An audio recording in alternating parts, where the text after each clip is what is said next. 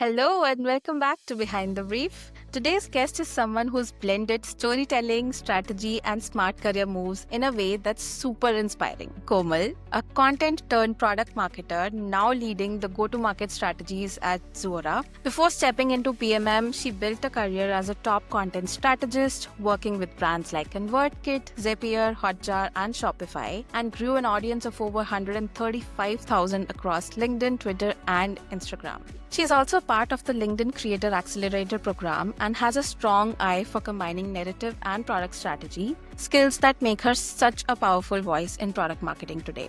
Thank you so much, Komal, for joining us today. And I'm really excited to deep dive into all of the fun questions that we have for today. Definitely. Hi, everyone. Thank you so much for having me here, Shruti. It's really nice to have a conversation about all things PMM, and thank you for such a great introduction. Excited for this conversation. Yeah, absolutely.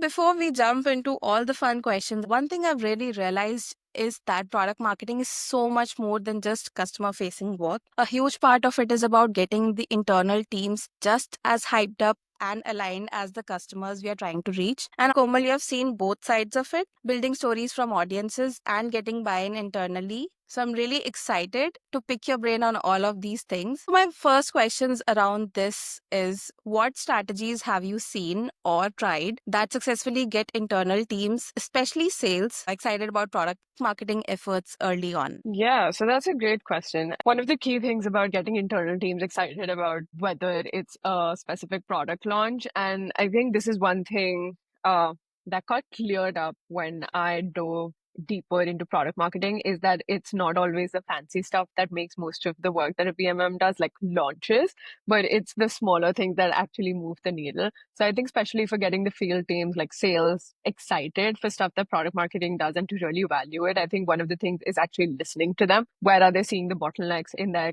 current deals? What are some knowledge gaps? Do they know how to talk about or talk with a key personas? Do they know how to get the right set of people in the room or pull the right set of people in a conversation that really moves the needle towards most of our deals? Are there any specific blockers that are really holding them back from utilizing the full potential of an account, whether it's a new business deal or a land and expand deal? So I think just listening to them in the first place and having empathy for the sort of role they play in moving the needle for a company, especially a sales-led organization, for like enterprise software like the one I work in and other organizations as well. I think that's really key. And I think building off of that, one of the key things is to work with them the way they want to be worked with. So a lot of sales teams prefer that, hey, we want some enablement sessions. We want some material that's built out for us. We want it to be like a self-service certification, and that's what works best for us. Other teams work on a more hands-on approach. Others prefer having assets built out for them and then they can work from there. Or others prefer, like for example, in our company, product marketing has a direct involvement in deals. We get pulled into deals to like listen to what the customer is saying, help build not just like assets, but like threaded story that we can actually present in front of customers, which doesn't just sound like fad, but something that we really have expertise and thought leadership in.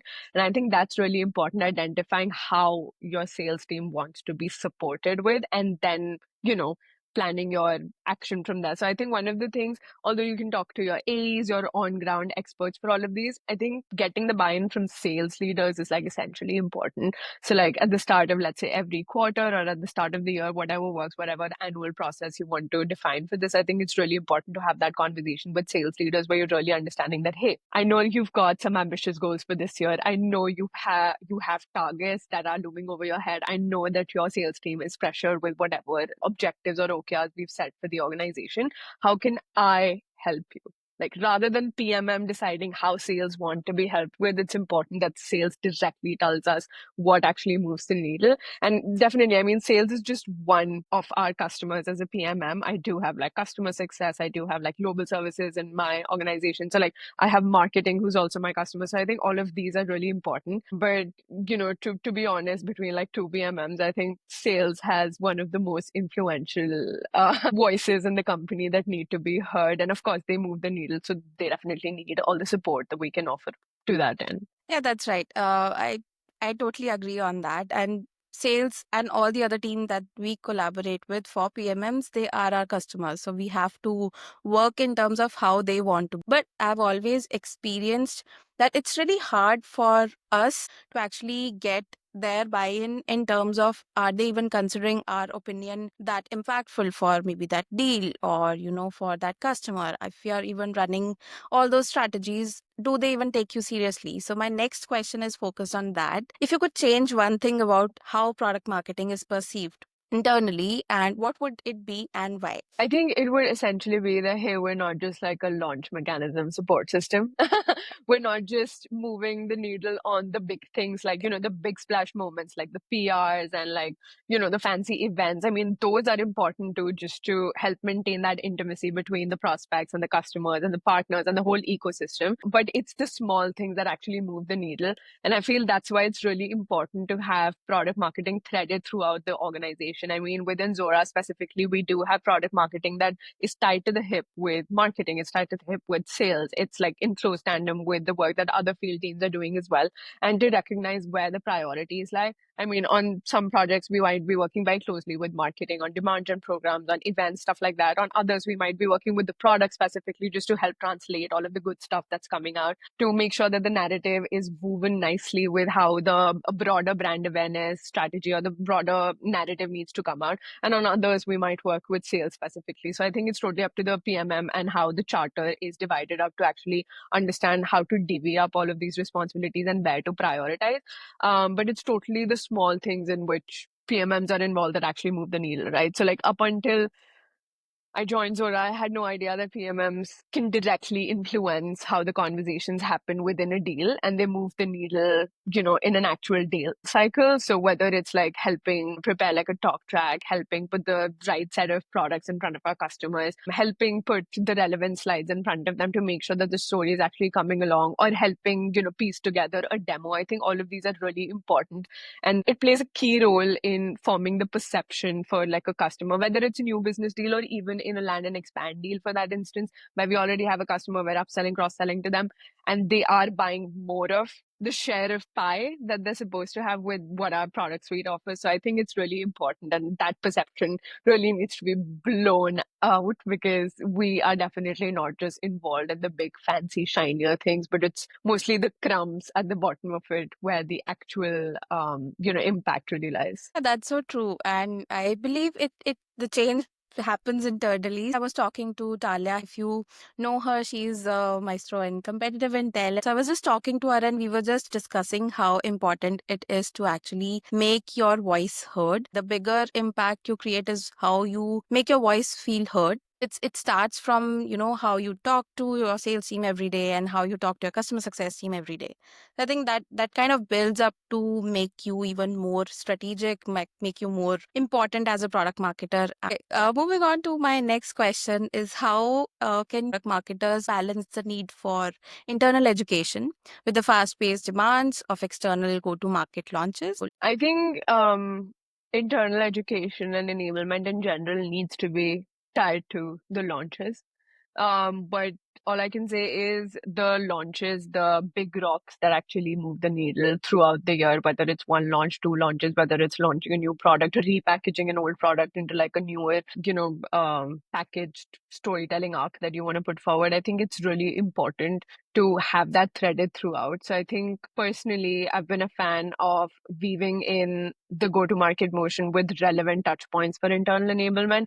So if there's a specific solution that we're currently taking to market, like not just products, because I feel like today where we're living, with the kind of enterprise software products that exist and with the suite of products that exist within most of the companies, selling products individually does not work anymore. Customers need interoperability. Like, for example, I would always like, if I'm, let's say, a CIO or a CTO or a CFO at a company, I would always prefer having a small number of big vendors rather than having a big number of small vendors. So in order for that to happen, you need to sell solutions so that your customers, whether it's marketing teams, product teams, whoever that is, they can actually find interoperability and they can use one stack to make that happen. So I think when that happens, then you're taking solutions or like specific products even to market, you need to form a specific motion where there's internal marketing that's happening as well as external marketing and moving the needle across both of them. I'm a huge fan of having like, launch trackers and spreadsheet with like a bill of material that's for internal teams and external teams, and to rally up all the relevant teams, whether it's customer marketing, partner marketing, field marketing, rally up everyone together in order to make that happen. I'm blessed with having like a team with, having a team which is like very solidified. We do have a competitive team, we have an enablement team, we have a CSM enablement team, we have a central ops team. Like it's quite structured, and that makes it a little easier to divvy up stuff and to work through them collectively. But I feel like internal enablement, like having like a constant drumbeat of them is really important, like not just tied to a specific product, but how to, let's say, talk to like a specific persona, how to talk to a specific solution or a product that's coming out, just to make sure that whatever the product is, whatever the product team is creating is actually being translated into something that the customers will actually buy, right? And product marketing is the bridge between them. So although I mean making internal enablement and internal marketing a part of launches is like very important, having a constant drumbeat of them throughout the year, let's say through like some companies have quarterly enablement, some companies have like monthly enablement sessions, some do it according to like a specific product that's coming out, and they scope out the impact of that, and then they create enablement programs. I think that totally depends organization to organization. And within my 1.5 years of being in Zuora, I've pretty much seen a lot of variations of this itself. And I think that that's totally fair depending on what your priorities need to be. But I think at the end of the day, it totally comes down to how your sales team talks about it right now, what level of knowledge they have and what they need. So I think it's really important. Like for some product launches or for some motions, we do have like, let's say, self-service certifications which are on HighSpot. They can totally do it on their own. For others, we do like in-person events where we have like a whole structured program where they're receiving some training. There's some sort of exercise. There's some sort of account planning. There's some sort of competitive exercises and like role plays that are coming at play. Other times there might be like a single session that happens and then a follow-up office hour session. So I think scoping that out at the start of the year is like really important, just to see how you want to divvy all of these things up. But at the same time, I think just the nature of product marketing, you need to have that sort of agility to like do things on the fly and make sure that you can bring all the relevant teams together. And I think that's exactly where stakeholder buy-in and being able to draw that link between, hey, this is what we're doing right now, but this is what the sales team needs. I think that bridge is like really important, and that totally depends on how you recognize it and how you have an eye for what the sales team is doing. So I think I personally am a fan of being like very close to the sales team and being like, hey, what's happening in your world? Hey, what's happening? Where are you stuck? So I think having that sort of touch point is like really important. Being in a global team, sometimes that gets difficult, but I think I'm blessed with having sales leaders who I can directly reach out to, and I have like, monthly reckonings with them where I can totally understand, hey, this is where the blocker is. Cool. How can I resolve it? Or how can I actually help? Can I be part of this deal? All of those things. So just being very proactive with that, I think that's really helpful. But yeah, I think to answer your question, it's a mix of having that tied to like a launch strategy or like a go-to-market motion, and having like a constant drumbeat of enablement, material and like trainings that are going on depending on the cadence that you sort of establish for your organization. Yeah, I think I love the fact that you mentioned both sides of how you can enable and make it more internally flexible for everyone to just work towards a particular goal. You got lugged out when you have all the teams set up in that sense, but I think it's more difficult for a founding PMM or a PMM who's just handling everything all on their own. What I really like about the way you've answered is that you have built a rapport with your sales team and you support them, not just specifically for a launch, but you just support them, being there for them as a team member and just working your way out. Like, I believe that's something that's really important as well. You build those relationships and then you see the work really happening. I think that's more that makes you more of a successful PMM, and then you can work around and get all the internal buy-in you ever wanted. So I Totally, believe, totally. yeah. Okay, moving on to talking about storytelling. I believe the way we work as product marketers, we tell stories of the products and we try to stitch it and make it good as a story that we can sell it to our customers. But what do you think storytelling would play in internal marketing, and how can PMMs use it to actually influence the leadership and overall cross functional teams as well? Right. So I think storytelling plays a really important part in everything that a product marketer does. Because part and parcel of being a product marketer is being the voice of the customer for the product, being the voice of the field teams for the product, and being the voice of the product for the sales teams. It sounds very confusing, but essentially being a bridge in between all of them and ensuring that they really do understand the strategy and the bigger story that we're selling. I think that's really important. So I see it as your company having like, a bigger story, the one that actually defines what you do as a, company, the software that you're selling. I mean, I have a bias because I've been working in software companies, so I'm just going to take that into context. But like, there's that one overarching story that like explains what your, products do or what they help achieve for the end customer. There's a story that lies on top of each and every product that you have in your suite. And like it builds on top of the bigger story. It all comes back to that. And then there are stories that thread your unique launches, but it all again ties back to the products and then the bigger story, right? So I think that is like really important, and that gets lost in translation when you're working on like smaller launches. So let's say if I'm working on a specific launch, like a new product that's coming out, or let's say there are like a number of enhancements that are coming in and we're packaging that into a launch right now. I think just creating like a story for it based on, hey, why did product build this in the first place? What were our customers not able to do before? But now what will they be able to do with the specific, product capabilities or the product that we're launching? Threading all of those out with the product and then understanding from sales where the customer is at right now and then bridging that story is really important. So product builds something based off their understanding of, what's happening on the field level, what the customers are facing issues with, their research, their competitive research, their market research, and then gaps in our current product. What the sales team cares about is how will my customer benefit from it? Why should they use it? Why should they care about it in the first place? So, for example, I mean, if sales does not understand how it will create impact for the customer, they will not be able to convince the customer it's something that they need to buy, especially if there's a dollar value behind it, right?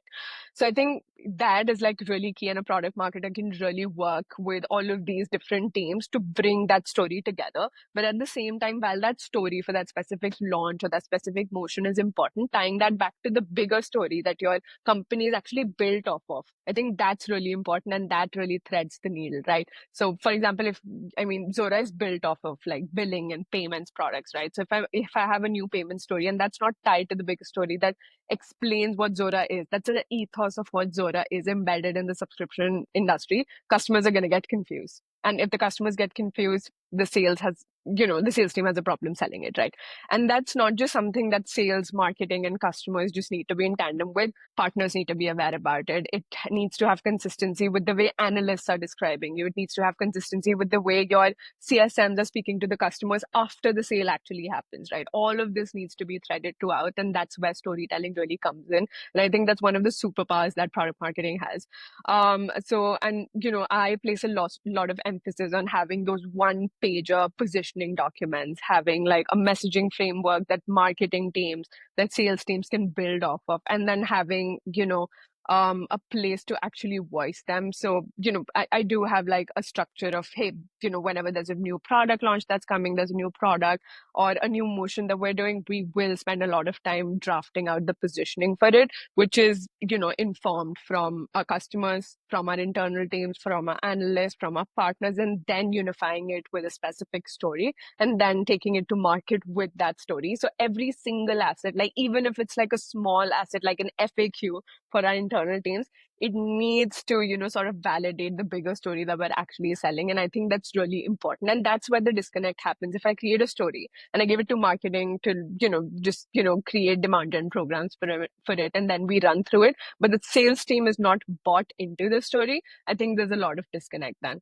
So I think just sort of framing that narrative initially, then getting buy-in from all of the different stakeholders to agree that this is the story that we're actually going to market with. This is what the customers are facing issues with. This is what we're seeing on the ground level. It is the reality. And then taking it to market with like a unified approach, I think that's really key. And that's where all of these different elements come together, but it's all threaded by the ability to tell a story. And because people buy stories, I mean, they don't buy just a product. I mean, there's like two theories of mine. People buy stories and people buy relationships. They don't buy products. I mean, I do not if I'm someone who has like let's say $2 million budget, I'm at a big company like let's say Amazon, and I have a budget to buy a piece of software from a specific company for like my marketing team or whatever. I'm not just going to go into there and like evaluate what the product is. I'm going to try and understand what sort of a relationship am I buying after the transaction actually goes through. What sort of support am I getting from the company? Because it's not just a piece of software, it's something that my teams will be running for the next 10 years, 20 years. I don't want this software to crumble under pressure or for it to not meet our needs and for us to have to displace it after a year. I want it to run for a really long time, and for that to happen and for the investment to actually make sense for me as a person and like as a professional in a company who holds budget, who holds authority and power. I need to make sure I'm not just investing in a piece of software, which I mean, honestly, is not a distinguishing factor anymore in the world that we live in right now. So I think stories really do make a lot of difference. I think that's super helpful. You are not buying just software. You are buying a entire support system. You are investing a lot of money into that deal, but you are also investing a lot of your time, and you definitely expect it to have a good, lasting relationship that will work for you and your team that you're getting the software for. We should definitely highlight whenever we are making those deals or whenever we are just creating assets, because that thing is really important. And if the story is not connected, you're just creating Yeah, another content piece that I don't think we lack. We have a lot of them, but I think each has to have their own story to tell and has to definitely come up with the bigger picture of what you're trying to sell. I love that, and I would want people to focus more on this. yeah, totally. I think it's one of my peeves to like create an asset that will just pile dust and it will not be used by Same. any teams, because I know for Yeah. sure. I mean, that's unavoidable that you will create an asset at some point, it will become redundant and you'll either have to refresh it or like eliminate it, replace it with like something that's newer based on what the teams need right now. But just to create something out of the sake of creating it is not worth it. And that's why scoping out all of these priorities and requirements is like so important. And that's why, I mean, whenever like someone, if I'm speaking to a friend or something, they're like, hey, what do you actually do as a product marketer? I mean, my answer is that honestly, it can very quickly take the turn of being everything under the sun, because one day I'll be doing something different and the next week I'll be working on completely different things. And I truly have sometimes disconnected things in my to do list. And I'm like, hey, how do I, switch context? And I think context switching is such an important skill that a product marketer can have, because in one day I will have like a number of meetings which are on a number of different projects and I will have to switch contacts. Otherwise, it gets confusing, not just for me, but for the people in the team. And then that the goal of the actual meeting is then defeated. But yeah, I think it's just one of my pet peeves to like create something that will not be used. I think But it's yeah, it's 90% of the product marketers' pet peeve. So yeah, it's something that we cannot get away with, but definitely if we think of it from a more strategy perspective and not lose context on what you're trying to do, I think you're good creating content, but you have to put a full stop somewhere. totally. Yeah. Yeah. Okay, moving on to a more fun question I want to ask you is, can you share a time that you actually had to step up and improve an internal marketing process, maybe at Zora or maybe in your previous roles as well? What was the challenge about and how did you navigate it? I think one of the processes I've recently been working on are launches, internal launches, to be precise. External launches are something that we've been doing. And I think this is what got our conversation started when we started speaking about the podcast as well. I think one of the challenges was, I mean, for PMM specifically, if there's something that hasn't been scoped out or it's not on your calendar and you know that, like, hey, this is not something that will come up, but later in the year, you're being pulled into it. There's a lot of pressure behind it. There's a timeline behind it. There are a lot of teams behind it. A lot of conversations have already happened in silos. And now you're like, hey, what do I do with this thing? And I know there's a timeline attached to it.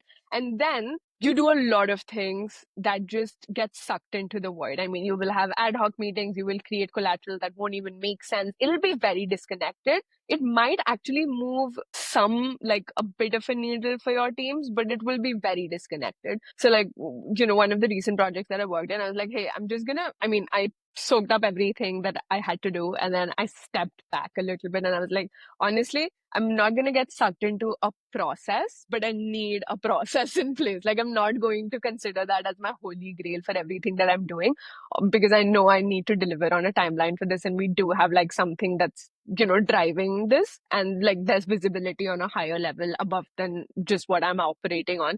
But I did have to have like a process for my sanity and to ensure that we were tracking each and everything we were doing. And as a product marketer, I feel like this is one of the challenges, not being able to track your impact on specific things. And I was like, hey, this is not going to be one more thing where I'm working on and it just gets sucked up into the void. So I think just took a step back, considered, all of the different, perspectives that I got from different teams, scoped out the requirements and the scope of work and what all we needed.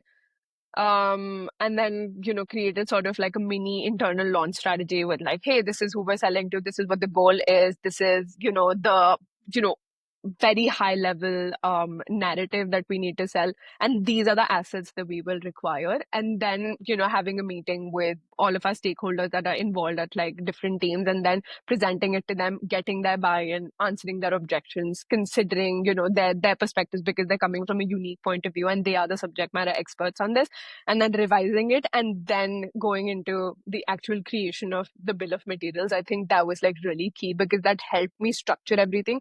And since all of my stakeholders were involved from the get-go at the very strategic level, and they thought that they're actually providing inputs that are being considered early on and not later in the stages, it actually ensured that I was taking them along the whole strategy, right? And in the end, there were like minimal edits, there were minimal iterations, there were minimal, voices that I had to accommodate in order to, get those assets out and about. So I think that really accelerated the speed to actually executing that internal launch. It minimized the number of bottlenecks. It made it a peaceful process for me and not very, hurried, in the fear that, hey, I'm going to create something that's going to get like an objection, or like it's going to get pushed back from our stakeholders, because they were already bought into it. And ultimately, I was able to track the success of it. It was like really nice. It had like, my CMO also had like good stuff to say about it. But like, I think having that sort of process, having that sort of, I think, instinct to be like, hey, I get the chaos. I get that we need to do it. I thrive in the chaos, to be fair, because I worked as a freelancer before. I do like structure. I do like, a sense of having things in order. But at the same time, I work really well when I have to be scrappy. But at the same time, I think you can be a little organized while being scrappy. And that is my sweet spot. So even in that Yeah. scrappiness, try and find something that works for you and that you can take everyone along the journey. I think that's super important. And having that sort of instinct to step back in a moment where everything is chaotic, I think that's another thing that a PMM sort of needs to work on, because a lot of things, while you're working on the more granular stuff, on a lot of tactical stuff, things get lost in translation.